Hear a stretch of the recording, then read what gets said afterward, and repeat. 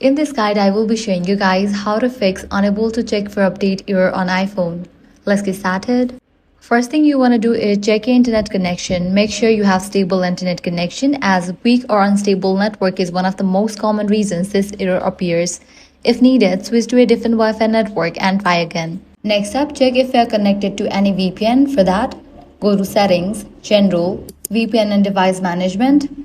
If you are connected to any VPN, disable it, since VPNs can block Apple's update servers. After that, head back, click on Transfer Reset iPhone. Click on Reset Network Settings, then reconnect to Wi-Fi once your device restarts and try updating again. Another important step is to check screen time restrictions. For that, head back to the main page of settings, go to the option screen time. Make sure you have disabled for the option content and privacy restrictions, as these can sometimes block software updates. If none of these steps work, you may need to use a tool like VI-boot on your PC to force the update or downgrade.